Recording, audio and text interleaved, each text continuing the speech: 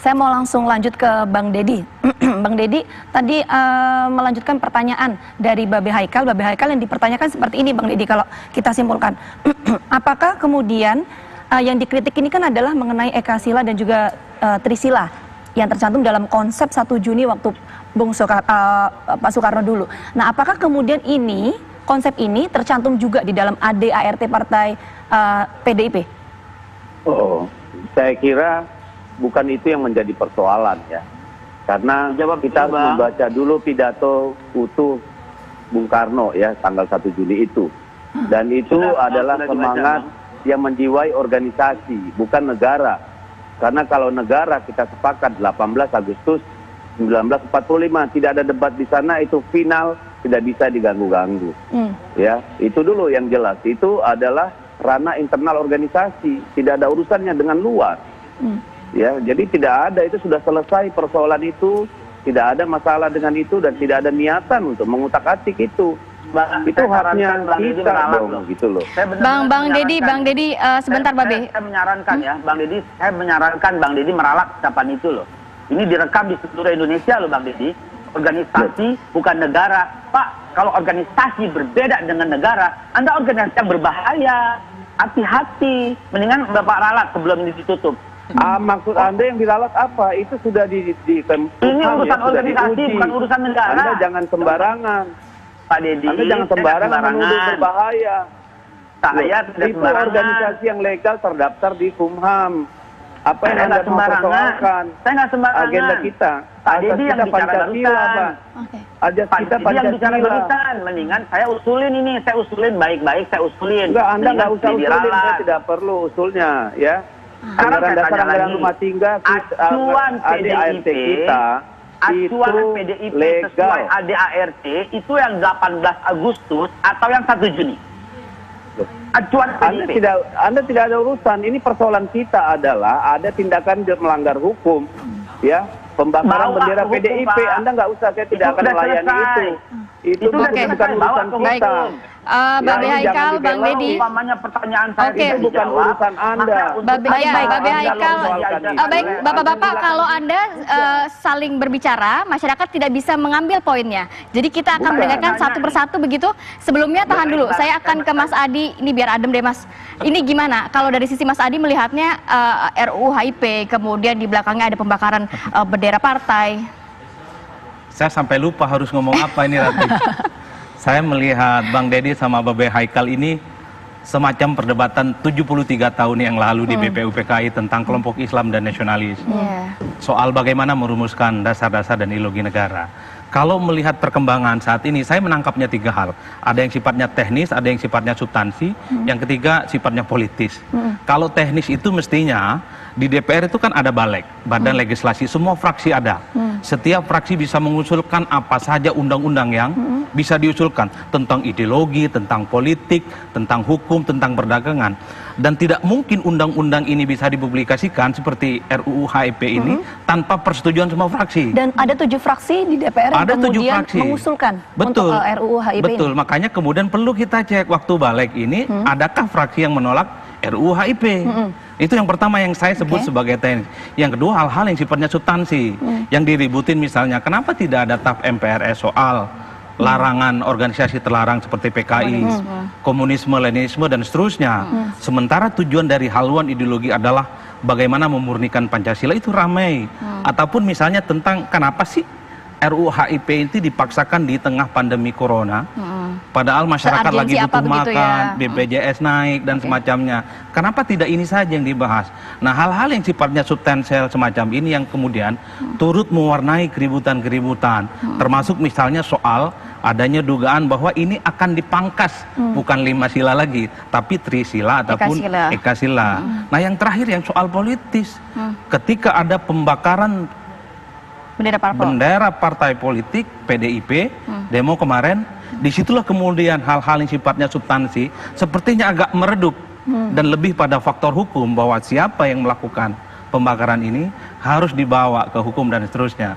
Saya sih melihat kalau soal hukum bisa selesai, tinggal dilaporkan ke polisi, diusut siapa pelakunya.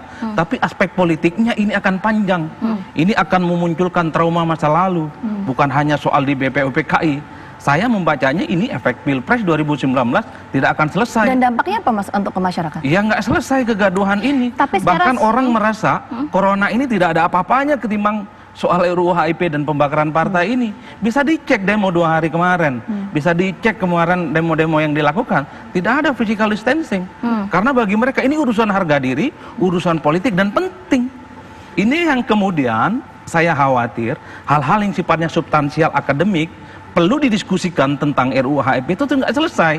Yang ada adalah bagaimana show off tentang siapa yang paling benar, siapa yang paling salah dan harus dieksekusi. Tapi kalau secara substansi dari Mas Adi, apa poin-poin yang mungkin kritikan-kritikan mengenai substansinya? Kalau semua partai yang selama ini misalnya tidak setuju, boleh melanjutkan RUU HIP dengan satu catatan, TAP MPRS dicantumkan dalam konsideran. Saya kira sudah disetujui. Yang kedua yang agak ramai memang ketika Pancasila ingin diringkus menjadi Trisila atau Ikasila. Kalau saya sebagai dosen dan peneliti biasa saja sebenarnya melihat ini. Karena tidak sering sebagai membaca. upaya untuk kemudian mengubah ideologi Pancasila. Seperti halnya misalnya kita melihat Al-Quran. Kalau diringkas misalnya ada Ummul Quran, Al-Fatihah.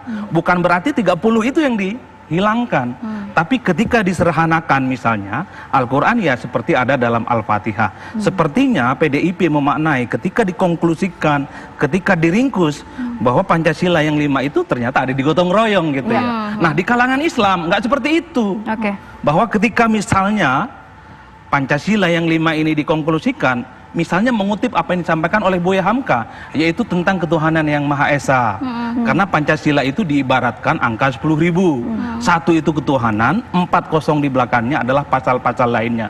Sepanjang apapun 0 di belakangnya tanpa angka 1, maka tidak akan berarti. Karenanya ketuhanan yang Maha Esa ini adalah satu kesimpulan yang paling utuh kalaupun Pancasila ingin disederhanakan atau bukan disingkatkan jadi ketuhanan pasalnya. yang berkebudayaan seperti Babe Haikal menyatakan. Karena kalau kita melihat konklusi para akademis, kalau orang berketuhanan, dia pasti adil, dia pasti mengedepankan musyawarah, dia pasti mengedepankan kesejahteraan dan tidak akan dolim kepada orang lain. Itu versinya yang kelompok Islam ataupun faksi-faksi religius. Tapi teman-teman yang nasionalis seperti PDI punya mazhab lain. Maksud saya adalah perdebatan ini akademik sebenarnya. Adalah suatu hal yang menarik. Cuman ketika ada pembakaran bendera PDIP, disitulah hal politis yang akan panjang ke depan. Betul, ini akan panas. Bahkan saya melihat kemarin ini pertengkaran hari ini adalah tindak lanjut dari Pilpres soal kadal gurun dan kodok gurun. Nah, udah ketemu ini barang. Nah, baik, saya akan minta tanggapan dari Bang Deddy mengenai tanggapan dari atau hal yang disampaikan oleh Bang Adi, sekaligus apa sih sebetulnya urgensi ya dibahasnya RUU HIP ini di parlemen, Bang Deddy? Ya, saya kira itu kita harus pada pendirian begini. Soal Pancasila itu tidak ada ruang untuk mengutak-atik. Itu standing position yang sudah final, ya, bahwa proses perdebatan diskusi di balik itu adalah proses alamiah wajar konstitusi pembuatan undang-undang, dan itu sangat dimungkinkan dan PDI Perjuangan tidak menolak perubahan isi itu. Bahkan soal itu pun tadi saya katakan tolong baca notulennya, dengarkan rekaman pembahasannya dari mana itu berasal, ya. Jadi dan tolong juga dipahami bahwa proses itu itu bukan sesuatu yang final, dan DPR mendengar, menyerap, menerima masukan dari masyarakat. PDI Perjuangan juga tidak akan menolak perubahan-perubahan apapun di dalam itu untuk untuk menjamin persatuan di negara ini. Tidak ada masalah di situ. Bahkan demo-demo pun tidak ada masalah. Kita tidak melarang itu, dan itu hak siapapun yang berbeda pendapat.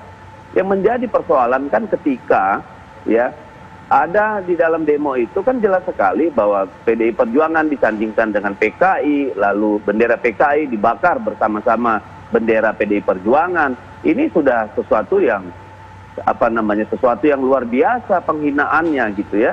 Dari proses konstitusi biasa yang legal dan etis dirubah menjadi penghakiman jalanan yang luar biasa. Bayangkan PDI Perjuangan disandingkan dengan PKI dan komunis. Dari mana itu datangnya? Lalu kalau terkait dengan tadi apa yang dikatakan oleh Pak Adi ya, soal TAP MPR itu, kenapa tidak? Kenapa perdebatan ini terjadi adalah karena dia mau dipisah. orang-orang tidak tahu bahwa yang namanya TAP MPRS 2566 itu sudah dilebur dalam TAP MPR 23 tahun 2003 kalau saya tidak salah. Iya. Jadi tidak mungkin dikeluarkan dari situ. Jadi pahami dulu, ya, pahami dulu konstitusi kita. Baik. Bukan ditolak masukan TAP itu, Oke. tapi TAP MPR itu tidak bisa dilepas dari TAP MPR 3 gitu loh. Baik, Bang Dedi, tahan dulu. Tadi saya juga akan ke Babe Haikal, tapi kita harus jeda dulu. Babe, melihat pernyataan dari Bang Dedi, bagaimana posisi dari PDIP sendiri, kemudian pernyataan atau analisa dari Mas Adi Praitno, nanti bisa ditanggapi ya Babe ya. Tapi kita harus jeda dulu sejenak, tetap bersama kami di Apa Kabar Indonesia Pagi.